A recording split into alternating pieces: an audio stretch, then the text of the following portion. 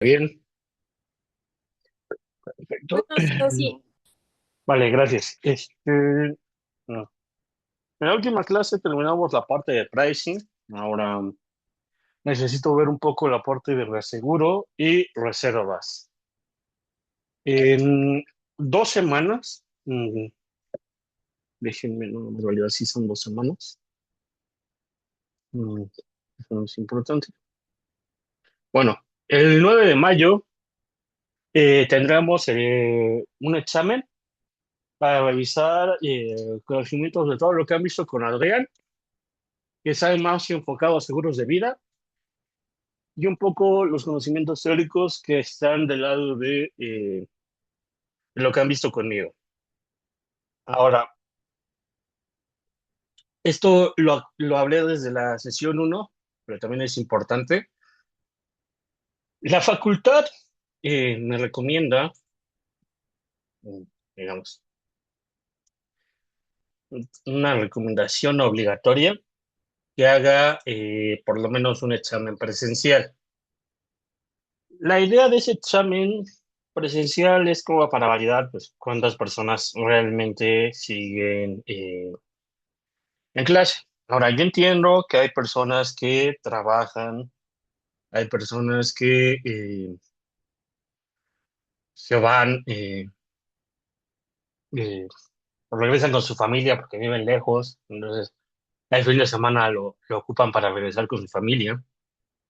Entonces, entiendo esos casos, entiendo que hay gente que realmente no puede ir y también entiendo que hay gente que está asistiendo regularmente a las sesiones. Entonces, lo que vamos a hacer es dividir al grupo, no sé, un 60-40. 60% va a estar en línea y 40% va a estar presencial. ¿Basado en qué? Basado, uno, en la asistencia que están teniendo, ¿no? Realmente, pues identifico bien a las personas que ingresan a clase. Basado, dos, en la entrega de las tareitas. O sea, sí entiendo que hay gente que no entra, pero ve las grabaciones y entrega las tareitas que se dejan. Pero pues si no entran y no entregan tareitas, entonces sí necesito que vayan presencial. Vale, también para que si tienen compañeros que saben que están en esa situación, pues también puedan irles avisando, por favor. Entonces, bueno, a más tardar mm, este 2 de mayo, les aviso quién va a ir y quién toma el examen en línea. En promedio va a ser un examen que dura no más de una hora, pero bueno, doy 2 horas. Yo creo que no dura más de una, pero bueno, igual como para que tengan reservado ese tiempo. Ahora sí entiendo que, oye, es que yo ya tenía programado mi examen de no sé qué materia para ese día. Vayan avisando, por favor. ¿M? ¿Y sabes qué? Si ya tienen un examen o ya tienen algo que se les complique para ese día, por favor avisen para ir haciendo dos versiones y ver qué otro horario les puedo poner. Pero bueno, esos eran los avisos importantes.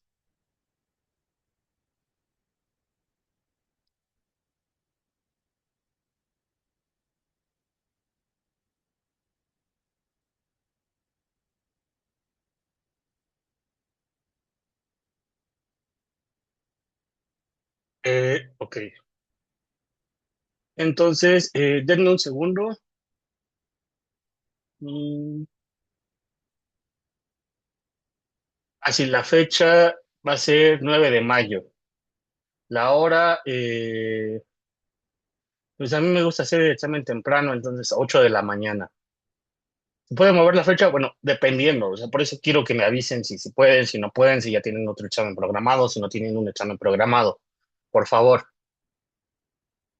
Entonces, el tema de hoy, si pueden ver mi pantalla, ya es sobre la arquitectura de riesgo y optimización de capital.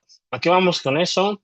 Que al final nosotros siempre estamos hablando en términos de lo que necesita la aseguradora, ¿no? Oye, ¿sabes qué? La aseguradora necesitaba crear una cartera acorde a las características de riesgo que se están ofreciendo, acorde a los perfiles de riesgo que existen, acorde a diversas cosas. Entonces, lo primero es, ¿cuáles son esas cosas que uno no puede controlar? Oye, al final, el apetito de riesgo de la aseguradora, pues tiene que depender del capital base que tenga la aseguradora. Es decir, si yo acabo de aperturar mi aseguradora, pues tal vez el capital base con el que cuente nada más sea con el capital mínimo que me exige la regulación, que es de 30 millones, y tal vez tenga algunos inversionistas, ¿no? ¿Sabes qué? Mi capital base ronda en los 50 millones. Esos son millones que yo estoy invirtiendo o que yo tengo como inversionista. Ahora, el capital base,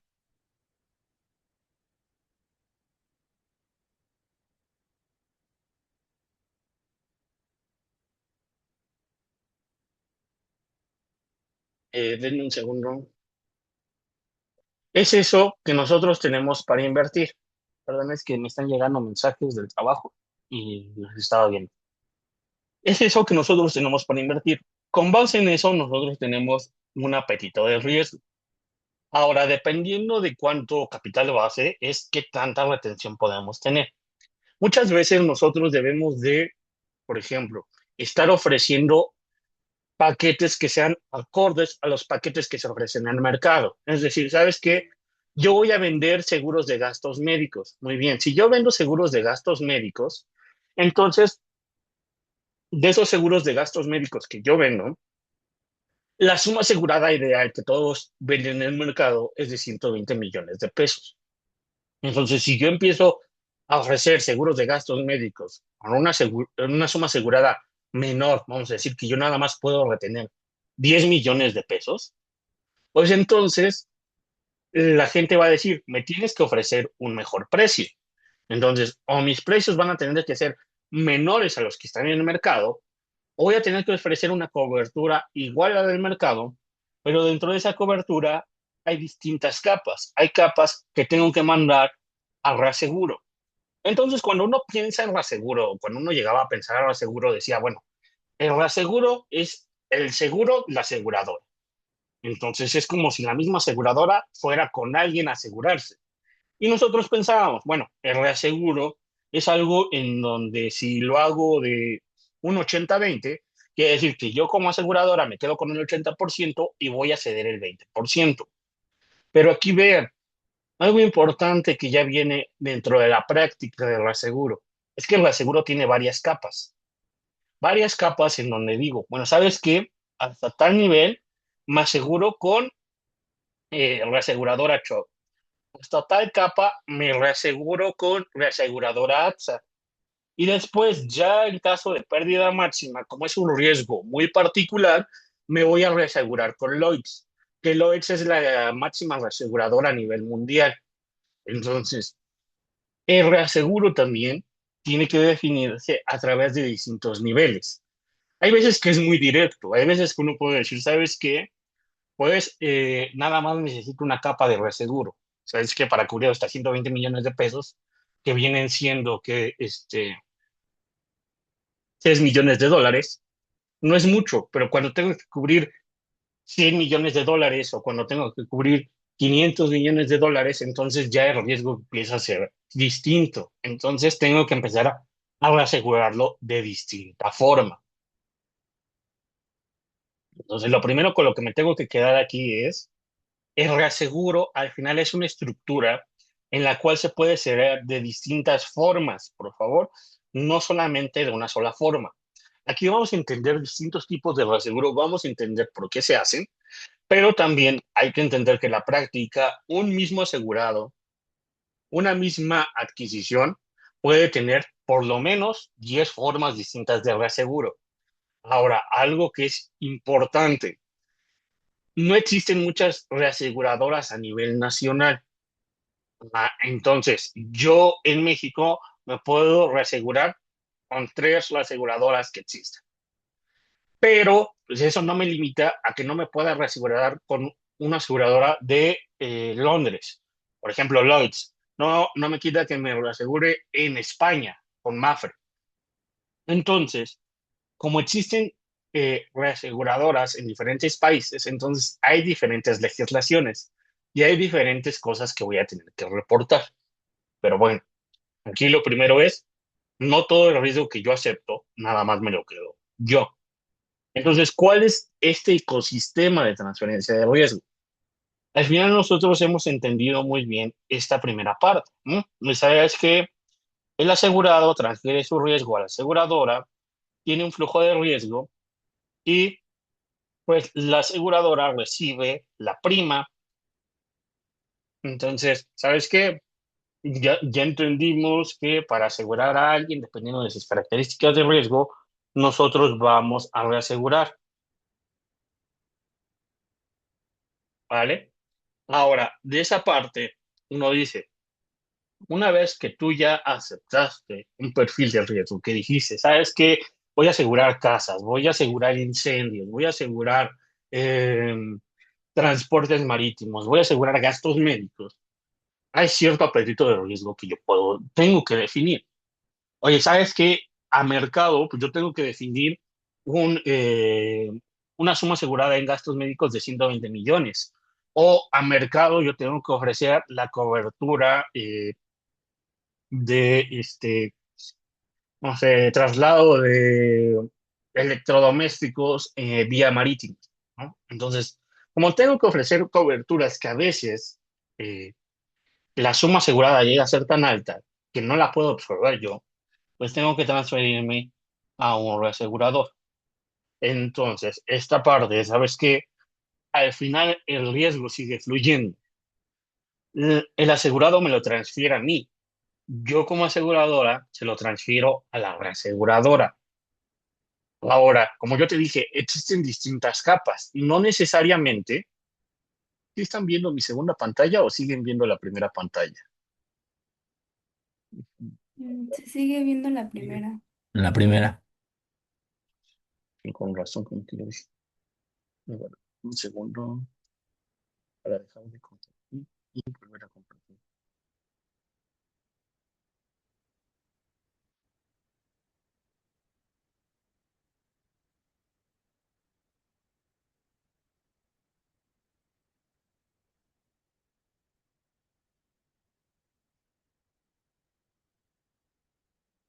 ¿Se ve la pantalla en negro? Sí, ¿no? Ah, no, ya se ve. Listo.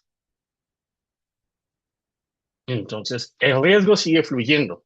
Al final, un riesgo cuando uno lo piensa, oye, ¿sabes qué? Voy a asegurar mi carro. Muy bien.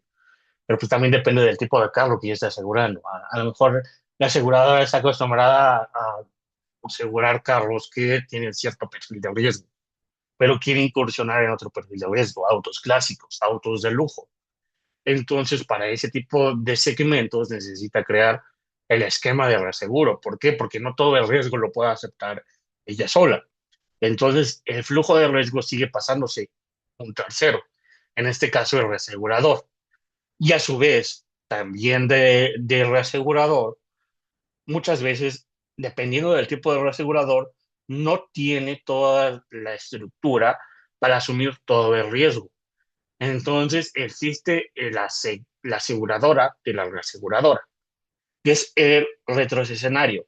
Este ya digamos que es el reasegurador final.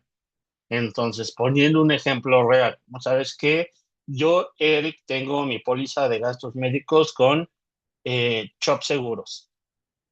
Chop Seguros, a su vez, está asegurado con Chop Reaseguradora. Oye, pero es que dice, sigue siendo Chop, sí, pero al final Chop Seguros funciona de una forma y Chop Reaseguradora funciona de otra forma. Pensémoslo como las facultades, ¿no? Una cosa es facultad de ciencias y otra cosa es facultad de ingeniería. Sí, tal vez las dos pertenecen a la UNAM, pero pues, en una hay ciertas carreras, en otra hay otro tipo de carreras. En una hay cierto apetito de riesgo, en otra hay otro apetito de riesgo. Ahora, al yo reasegurarme con Chubb Reaseguradora, a veces Chubb Reaseguradora pues tiene hasta cierto límite de riesgo.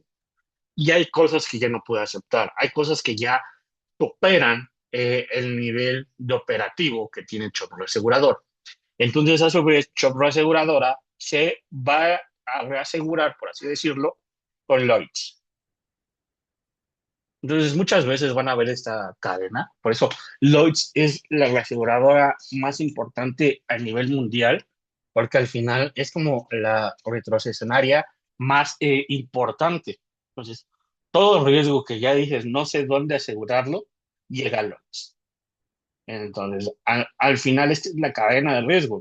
Uno no nada más se queda en el lado naranja, donde dice asegurado, aseguradora. Tiene que ver que más allá de eso hay un iceberg en donde hay distintas maneras de que el riesgo vaya fluyendo. Por eso era importante hacer el tratamiento en el modelo de seguridad entre los riesgos normales y los riesgos large. ¿Por qué? Porque al final, como reaseguro, cumplimos con cinco características importantes. Característica número uno, me ayuda a estabilizar. Es decir, esa volatilidad en siniestros que yo llego a tener, de que tuve siniestros muy grandes, o de que hubo una pandemia, o de que hubo un ataque masivo, todas esas cosas que vuelven a llegar el comportamiento de mi cartera se ven estabilizadas, porque al final es un riesgo que va fluyendo. Yo como aseguradora sé que hay eventos catastróficos a los cuales no les puedo hacer frente. Entonces es lo que mando a la aseguradora. Esto también me permite a mí tener una mayor capacidad. Me permite suscribir riesgos más ambiciosos. Quizás en algún momento, cuando yo apenas estoy creando un tipo de seguro, pues aún no tengo la capacidad de absorber riesgos muy grandes. Pues es lo que me va a permitir crecer como compañía. Y esto no solamente fluye en términos de egresos, también fluye en términos de ingresos. ¿Por qué? Porque al final, todo riesgo que yo tengo que pagar, esto me asumo un riesgo y el riesgo que asumo debe estar en cuestión del capital con el cual cuento, pues entre más riesgo asumo, más capital debo de tener. Ahora, si yo asumo ciertos riesgos y esos riesgos los cedo, pues entonces no necesito tener tanto capital. Mi requerimiento de capital de solvencia se va a ver más aliviado. O sea, es decir, voy a tener más capacidad para poder usar ese capital en otras cosas. Desde luego, es lo evidente, tengo protección catastrófica, es decir, tengo cobertura contra eventos de gran magnitud y tengo mi diversificación, es decir, tengo acceso a experiencia técnica del asegurador y de datos globales. Por eso existe el asegurador, porque, por ejemplo, yo puedo decir, ¿sabes qué?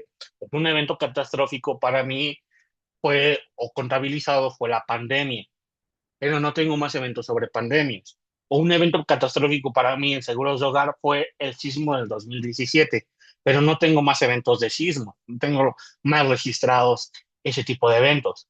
Y puede ser que el asegurador, pues sí sabes que tiene eventos registrados para otras, otros países, otros años. Entonces tiene una mayor diversificación de su riesgo.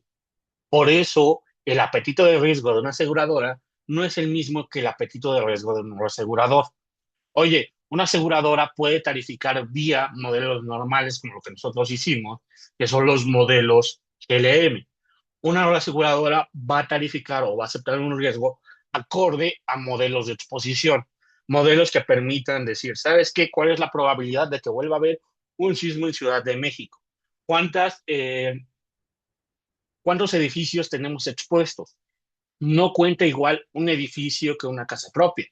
¿Por qué? Porque si yo aseguro un conjunto de edificios en la zona ROM, bueno, en Polanco, por así mencionar, pues entonces voy a tener 100 riesgos expuestos. A que si yo aseguro nada más una calle en Lomas de Chapultepec, voy a tener 20 riesgos expuestos. Entonces la cantidad de riesgos también importa. Ahora, yo como aseguradora, pues no tengo la capacidad de identificar, pues sabes que estamos asegurando un edificio, estamos asegurando nada más una casa, pero la aseguradora ya tiene esa infraestructura para calificar cuáles son los riesgos. Entonces, esto es mi esquema de transferencia de riesgos. Ahora, el primer filtro para yo colocar mis riesgos va a venir en dos grandes tipos de contrato. Mi portafolio de riesgos se puede clasificar en la forma en la cual yo voy a estar colocándolo. ¿Cuál es la forma en la cual yo puedo colocar mm, un riesgo? Lo puedo colocar de forma automática. ¿Qué quiere decir eso que lo puedo colocar de forma automática? Quiere decir que todos los riesgos que caen bajo el objeto del contrato se ceden automáticamente. La reaseguradora o cedente rápidamente actúa sin consultar caso por caso. Entonces, ¿sabes qué? Yo voy a reasegurar a mi cartera de gastos médicos para aquellas sumas que superen los 50 millones de pesos. Entonces, ¿sabes qué? Lo que va a hacer, la aseguradora va a decirme, ¿sabes qué? Muy bien. eh, Eric ya rebasó los 50 millones de pesos en sus gastos médicos. Y ya entro yo a pagar todo lo que exceda esos 50 millones de pesos. Entonces, hay riesgos en donde esto llega a ser muy lógico. Ya sabes que en autos puedo crear un contrato de este tipo, un contrato en donde ya se define desde un momento a partir de qué umbral va a actuar la aseguradora. Eso es que la aseguradora va a actuar después de los 20 millones, después de los 50 millones, después de los 100 millones. Y esa es la forma en la cual nos han venido enseñando muy claramente la parte de reaseguro que existe una regla. Al final, a partir de un punto, digamos, tengo todo mi riesgo, a partir de un punto empieza a actuar la reaseguradora. A partir de un punto ya es problema de la reaseguradora. Ahora, eso es en carteras que son muy estables, carteras que llegan a ser muy estables como autos o gastos médicos, en donde digo, ¿sabes qué? Tenemos un conjunto ya estabilizado, una cartera de 50,000 pólizas en autos, 50,000 pólizas en gastos médicos. De esas 50,000, las que llegan a superar los 50 millones llegan a ser 100 pólizas, 50 pólizas. Entonces el riesgo ya está estructurado para saber que hay poca exposición en estas sumas aseguradas muy altas. Ahora, no todo cae ahí. ¿Qué también cae ahí? Pues el riesgo facultativo. ¿Qué es esto? Bueno, de la colocación facultativa.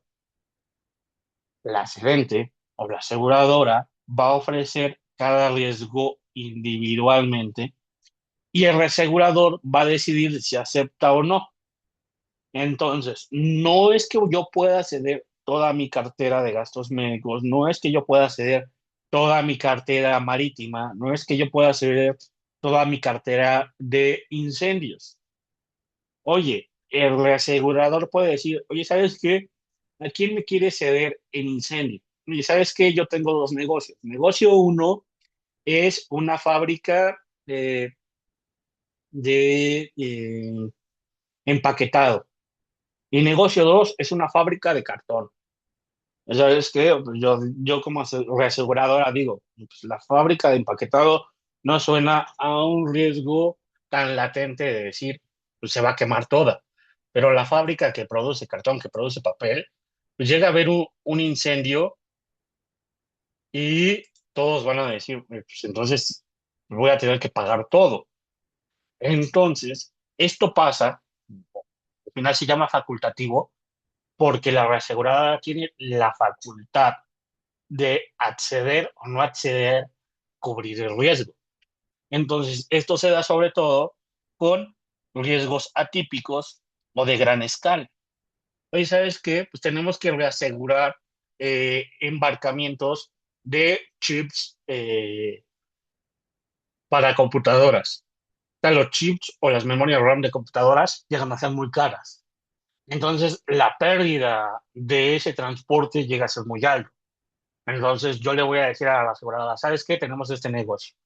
Nvidia quiere transportar sus chips. El valor de los chips supera los 500 millones de dólares. ¿Lo quiere reasegurar o no lo quiere reasegurar? ¿Por qué? Porque es un riesgo atípico. No siempre se transportan tanta cantidad de chips. Entonces, cuando llegan a ser ese tipo de riesgos atípicos, entonces sí se verifican caso por caso. Aquí, en el caso del reaseguro, no todo es una regla automática, no todo es un 80-20, no todo es un 70-30, no todo es un, pues, a riesgos arriba de cierta cantidad, ya se van con el reasegurador. Lo ideal sería eso, ¿no? Que son automáticos y que es fácil de plantear una regla. Pero en general, muchos llegan a caer en esta parte de riesgo facultativo, en donde la aseguradora va a evaluar el riesgo y va a decir si accede o no y con cuánta prima va a acceder. Entonces, bueno, eso es la parte de cómo podemos colocar. Una vez que nosotros ya sabemos cómo podemos colocar un riesgo, hay que entender cuáles son las reglas. Las reglas del reaseguro pues, llegan a depender de los intereses. El reaseguro más conocido es el modelo proporcional. ¿Por qué se llama así? Porque al final yo en la misma proporción en la cual voy a retener o ceder primas, es la misma proporción en la cual yo voy a retener o ceder siniestros. Entonces, era lo que decía, si yo me quedo con 80% de las primas, me voy a quedar con 80% de los siniestros. Si yo me quedo con 70% de las primas, me voy a quedar con 70% de los siniestros. Al final ya hay una regla establecida en donde yo ya digo, ¿sabes qué? La proporción con la cual me quede de ingreso es la proporción con la cual yo me voy a quedar de egreso. Esto es muy utilizado porque crea una alineación de intereses. Tanto la reaseguradora como yo podemos ganar o podemos perder, pero no es como que yo gane y la otra pierda o yo pierda y el otro gane. Al final, ambos estamos alineados con el riesgo. Y yo no voy a decir, voy a asegurar a alguien por 1.000 millones y si pierde esa persona 500 millones, entonces voy parejo. ¿Sabes qué? 70-30. Ah, muy bien. Entonces, yo me quedo con 350 millones de pérdida y la aseguradora con 150 millones de pérdida. Esa parte, al final, ambos perdimos. Entonces, también la aseguradora la aseguradora le gusta mucho este tipo de tratos porque al final sabe que la aseguradora aceptó un riesgo que al final evaluó que no va a tener una capacidad de pérdida tan grande. El reaseguro proporcional más conocido es el cuota parte. Bueno, antes de seguir avanzando, hasta aquí me han entendido, ya los perdí, todo bien. Todo bien, perfecto. El seguro cuota parte, ¿cómo es? Pues sabes que la cedente, es decir, la aseguradora, va a transferir un porcentaje fijo, un alfa,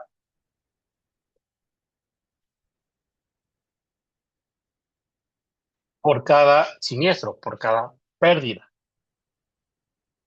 Entonces, ¿sabes qué? Yo siempre te voy a transferir el 30% de la pérdida. Yo siempre te voy a transferir el 50% de la pérdida. Entonces, si yo digo, ¿sabes qué? Este alfa debe estar entre 0 y 1. ¿Por qué? Porque te puedo transferir casi nada, no sé si te puedo decir, te voy a transferir nada más el 1% o te puedo transferir el 90%. Esto ya va a depender de mí. Entonces, la retención es esta. Obviamente, el reaseguro es alfa por X. ¿Por qué? Porque al final tienen que ser complementarios.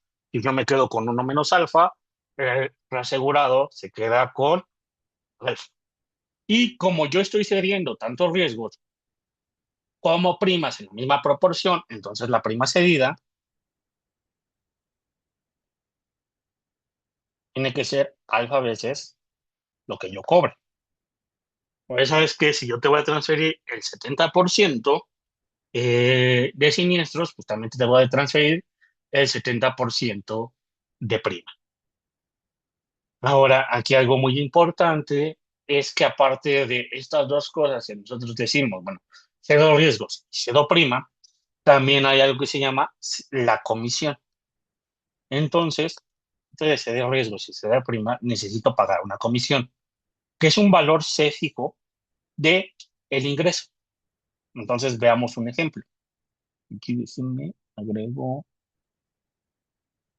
una página para ponerles un ejemplo.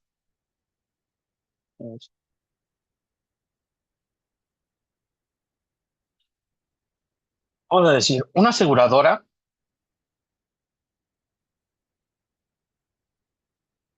emite 50,000 pólizas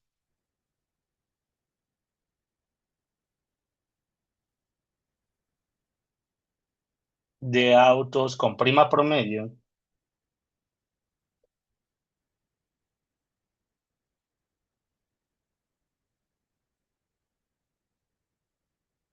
de 8,000 pesos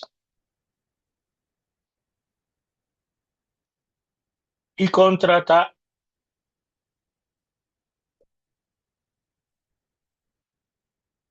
un cuota parte del 30%.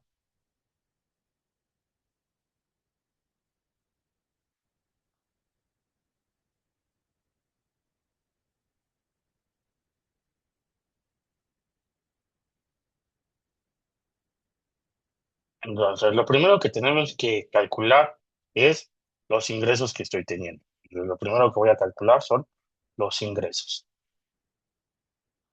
Los ingresos los voy a terminar calculando en términos de las primas. Esa es que las primas que está emitiendo esta aseguradora son las 50,000 pólizas por un promedio de 8,000. No me dan más detalle. Entonces, esto quiere decir que la aseguradora le están llegando 400 millones de pesos. Bueno, esos 400 millones de pesos se tienen que dividir. ¿Sabes qué? ¿Cuánto retengo yo y cuánto cedo? Bueno, pues ¿sabes qué? Lo que yo retengo son mis 400 por uno menos alfa. En este caso dije un cuota parte del 30%, entonces uno menos el 30%. Quiere decir que yo voy a retener o yo me voy a quedar con 280 millones, mientras que voy a ceder nada más el 30%. Es decir, que voy a ceder 120 millones. Aquí pues, no estoy haciendo magia, más que decir, bueno, ¿sabes qué? Defino cuál es el porcentaje y con base en ese porcentaje, este, yo voy a decidir pues, cuánto me quedo y cuánto cedo. Ahora, lo importante de este ejercicio de cuota parte es que lo hacemos realista. ¿En qué sentido lo vamos a tener que hacer realista? Bueno, el reasegurador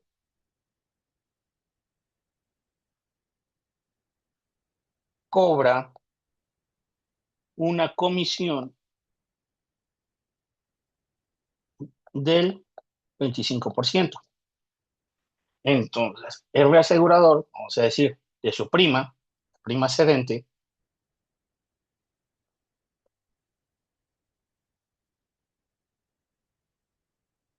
vamos a quedarnos con el 25%. Eso quiere decir que se va a quedar con 30 millones. Eso quiere decir que la prima neta cedida o neta del reasegurador es de pues, los 120 millones menos los 30 de su comisión y nada más ellos se están quedando con 90 millones. Entonces, Dentro de este tipo de contratos, por mucho que tú digas, sabes que yo me quedo con el 70 y la otra persona se queda con el 30%, y claramente el asegurador va a decir, bueno, de ese 30% que me estás dando, eh, 30 millones nada más son comisión. 30 millones es nada más por haberte aceptado el riesgo. Yo nada más tengo 90 millones de lo que me está cediendo. O sea, 30 millones es la ganancia del asegurado. Sabes que si pasa o no pasa algo, entonces, de todos modos, el asegurador ya se quedó con 30 millones. ¿Por qué? Porque nosotros cuando hacíamos un pricing, ¿qué decíamos? ¿Sabes qué? Ahí existe un pricing técnico que me involucra que la prima pura más gastos. Y a eso todavía le hago un pricing comercial en donde ajusto factores como un colchón de seguridad, un recargo de seguridad, impuestos y varias cosas más. Como yo dentro de mi prima ya incluí todo eso, entonces yo ya estoy concibiendo, o ya como aseguradora, yo ya concibo que tengo cierto nivel de gastos que ya están cubiertos. Ahora, la reaseguradora no hizo un pricing. La reaseguradora dentro del precio no está diciendo, pues yo me gasto 5% en pagar nómina, me gasto 10% en el broker, me gasto 20% en tal cosa. Como la reaseguradora no tiene esa facultad, no tuvo esa facultad desde la tarificación poner un precio, entonces lo que necesita es cobrar una comisión. ¿Para qué? Para cubrir sus gastos. Entonces la aseguradora dice, bueno, está bien, tú de forma neta cobraste 120 millones, pero yo de esos 120 millones no los puedo utilizar todos para el riesgo, porque hay una parte que necesito cubrir para gastos. Esa parte que necesito para cubrir gastos son 30 millones. Entonces, eso es lo que yo voy a utilizar para gastos. Ahora, del lado de siniestros, podemos decir, ¿sabes qué? Tuviste un loss ratio promedio del 68%. Es decir, que si tus primas son de 400%, digo, de 400 millones, tus siniestros son de 272 millones. ¿Por qué? Porque tengo un loss ratio del 68%. Si fuera más arriba del 100, pues entonces mis siniestros serían arriba de los 400 millones. Como es debajo del 100%, pues entonces mis siniestros son por debajo de los 400 millones. Entonces, como cedente, yo me quedo con el 70%. Entonces, la retención de siniestros es el 70% de esos 272 millones. Es decir, me estoy quedando con 190.4 millones. Mientras que estoy cediendo el 30%. Es decir, pues nada más voy a ceder 81.6 millones. ¿Cuál es mi ganancia? O sea, ya vi que yo tuve que ceder el 70%, pero en términos de ganancia, pues, ¿con cuánto me estoy quedando? Muy bien. En términos de ganancia, vamos a decir, ganancia por cada uno, yo como aseguradora me quedé con una prima de 280 millones. Es el 70% de los 400 millones. Y me quedé con siniestros de 190.4 millones. Esto quiere decir que yo tengo una ganancia de 89.6 millones. Mientras que el reasegurador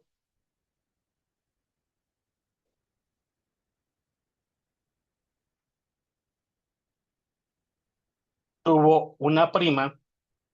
Aquí recuerden, la prima del reasegurador es la prima neta. Aquella, partimos de que eran 120 millones, pero 30 millones se van a comisión. Entonces se queda con una prima para cubrir riesgos de 90 millones. De esos tuvo que pagar siniestros por 81.6. Entonces, la ganancia del asegurador es de 8.4 millones. Aquí todo suena muy bonito, pero hay que tener observaciones persistentes. ¿Cuáles son las observaciones que debemos de hacer aquí? Primera observación.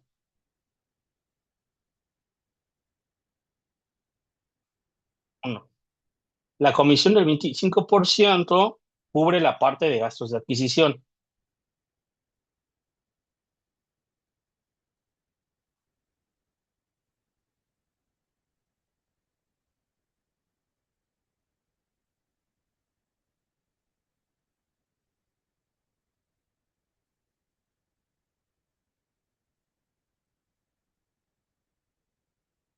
Aquí hay que pensar en la realidad.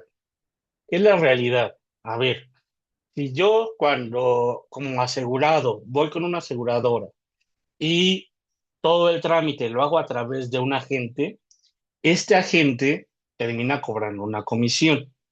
Entonces es algo que se va a agregar al precio. Ahora, para asegurarme, yo como aseguradora, también tengo que ir con una reaseguradora. Y hay distintos brokers que existen. Estos brokers, por decir, ¿sabes qué? A mi shop me contactan con Lloyds a través de el broker, uno de los brokers más famosos que es Marsh. Marsh es un broker de seguros mundialmente conocido. Ah, muy bien. Este Marsh, al final, por hacer, digamos, el negocio de juntarme a mi shop con Lloyds, me cobra una comisión. Entonces, digamos que la comisión del reaseguro no solamente se va para gastos normales que va a tener la reaseguradora, también se va para ese gasto de adquisición. Es decir, por eso se descuenta de su prima, porque al final, pues, se tiene que pagar una comisión, se le tiene que pagar a Marsh por haber hecho el trato entre, o haber sido el puente entre Yocho y la aseguradora Lloyds. Entonces, esa comisión siempre va a existir. 25% puede sonar alto, pero al final son los niveles que vienen cobrando. Entonces, en el mundo real existen comisiones. Por eso hay muchas personas que se van a ser agentes de seguros. ¿Por qué? Porque como agente de seguros cobras comisiones muy altas. Entonces, tienes una flexibilidad de tiempo muy grande y tienes grandes ganancias. Entonces, con que asegures o vendas una prima muy alta y ya que te paguen el 10% de esa prima muy alta, pues ya es como si estuvieras ganando un buen aguinaldo, unas buenas utilidades de un año. Entonces, eso es lo primero. Lo segundo, vean, en este punto decimos, ¿sabes qué? La aseguradora ganó 89.6 millones, la reaseguradora ganó 8.4 millones, pero eso es porque el loss ratio fue del 68%. Ahora, si la siniestralidad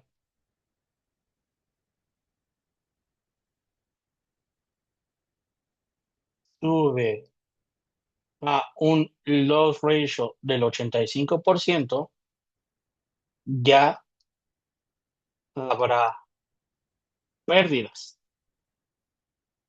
Entonces, uno dice, ¿sabes qué? Cada que yo voy a mostrar un ejemplo, cada que yo voy a decirle al asegurador, mira, te conviene hacer un trato 70-30 bajo esas condiciones, pues lo que le va a interesar al asegurador es realmente con qué loss ratio yo le estoy mostrando mi ejemplo. Oye, un loss ratio del 68% era muy bajo, es decir, que tenía una cartera que se comportaba muy bien. Entonces, de que tenía que haber ganancia, tenía que haber ganancia.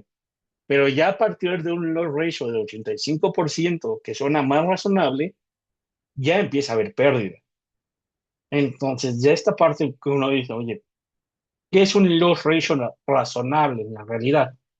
Un loss ratio razonable en la realidad va a estar alrededor del 90 y el 1.10. Ese es un loss ratio razonable. Entonces, ponerme un loss ratio del 68% es decirme que es una cartera que se comporta muy bien.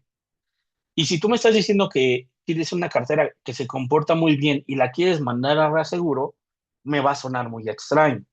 Oye, ¿por qué un negocio que se te comporta tan bien quieres cederlo? Mejor te quieres quedar con toda la ganancia. Aquí no tendría sentido decir, oye, ¿por qué si tienes una ganancia de 89.6 millones, quieres perder 8.4 más 30 de comisión? Mejor quédate con la ganancia de 128 millones tú solo. Entonces, ya cuando existe un loss ratio un poco más realista, ya uno empieza a ver si hay pérdidas. Ahora, algo que puede ponerse un pero en la parte de cuota parte. Aquí vean, el cuota parte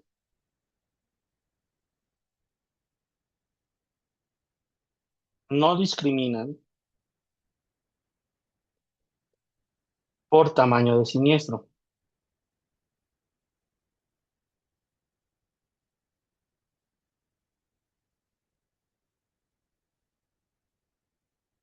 Es decir, yo al decir te voy a ceder el 70% de los siniestros, pues te puedo ceder el 70% de un siniestro que valió nada más 5,000 pesos. Ah, te voy a ceder el 70% de un siniestro que costó 500 millones. Entonces, ya en este sentido uno empieza a decir, bueno, pues como que ese tipo de reaseguro que es el contraparte me interesaría para retos que realmente son muy grandes. Estar haciendo un trámite en donde sabes que y te tengo que ceder siniestros de 5,000, de 7,000 pesos, a veces los costos administrativos me van a pesar más. ¿Por qué? Porque yo te tengo que ir aquí a reportar que pagué 5,000 pesos por un choque que tuvo una persona. Oye, yo te tengo que ir a reportar que pagué 3,000 pesos por un vidrio que rompió una persona, por una llanta de una persona. Entonces eso hace el trabajo administrativo más pesado. Realmente uno dice, yo quiero el reaseguro para aquellos montos muy grandes, pero el cuotaparte es 70-30 y es para todos los siniestros. Entonces, no empiezo a discriminar ciertos siniestros y eso no me agrada porque administrativamente no es eficiente. Yo quiero algo que administrativamente sea eficiente. Por eso la comisión también es alta. ¿Por qué? Porque va a haber mucho trabajo administrativo detrás de. Pero bueno, hasta aquí voy a dejar la clase de hoy. ¿Me entendieron? ¿Alguien se confundió? ¿Alguien quiere ver más ejemplos? ¿Les gustó esta forma? ¿O quieren que los ejemplos ya los traiga escritos y nada más se los muestre? ¿Todo bien? Todo bien. Una pregunta, profesor. ¿Sí? ¿Había dicho que la comisión del broker ya venía incluido en el 25% o que no venía? Sí, bien incluido. Ah, ok. Gracias. Vale, perfecto. Bueno, pues entonces, tengan un excelente día. Yo los veo el jueves. Nos vemos, profe. Gracias. Gracias, buen día. Gracias. Hasta luego.